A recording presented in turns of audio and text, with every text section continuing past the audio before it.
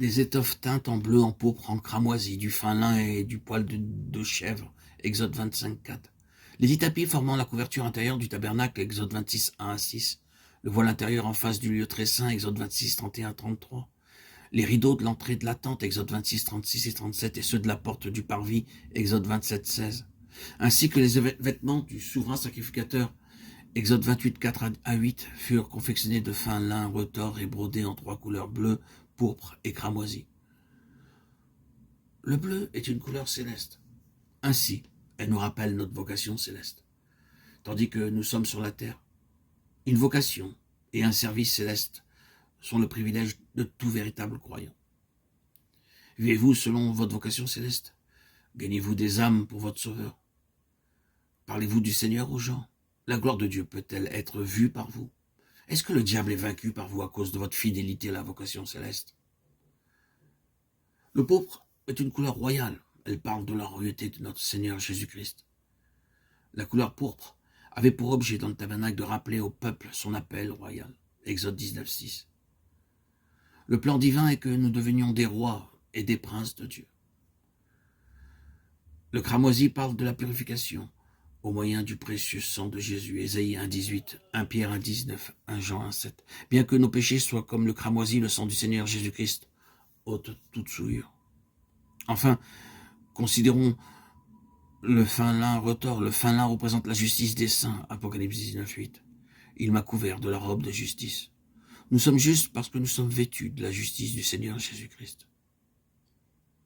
Du poil de chèvre, des peaux de bélier teintes en rouge et des peaux de tesson. Exode 25, 4 et 5. La première couverture du tabernacle était tissée de poils de chèvre. Une chèvre peut escalader une colline abrupte. L'escarpement de la colline ne la décourage pas parce qu'elle a l'habitude de paître sur le sommet.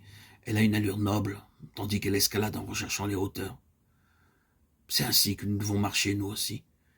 La vie chrétienne peut se comparer à l'escalade d'une très haute colline. Voulez-vous jouir de la présence de Dieu? Voulez-vous voir la gloire de Dieu? Vous devez alors escalader les collines de difficultés, en refusant le découragement et sans vous détourner. La deuxième couverture était de peau de bélier teinte en rouge. Exode 26, 14. Elle recouvrait complètement la tente et de l'extérieur où elle retombait, vous ne pouviez voir que le rouge. Ceci encore est un type de la provision que notre Seigneur a faite pour nous maintenir couverts par son sang. Dans toute la période de l'Ancien Testament, nous avons la longue histoire de l'offrande pour le péché, du sang des taureaux, des boucs et des béliers, désignant par là le sacrifice de Christ. Enfin, la dernière couverture était de peau de blaireau ou tesson. Elle recouvrait tout le sanctuaire, le tabernacle entier.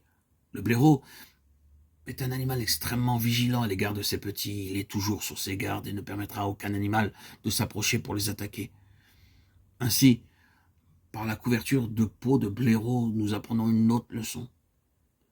C'est que notre Seigneur veille sur nous comme un aigle sur ses aiglons. Deutéronome 32, 11 et 12. Ou comme un berger sur ses brebis. Ézéchiel 34, 11. Le malade, celui qui souffre, celui qui est dans le besoin, le pauvre, doivent être l'objet de l'attention et de la considération. Mais où sont les hommes qui seront les véritables bergers de Dieu? Il nous faut prier.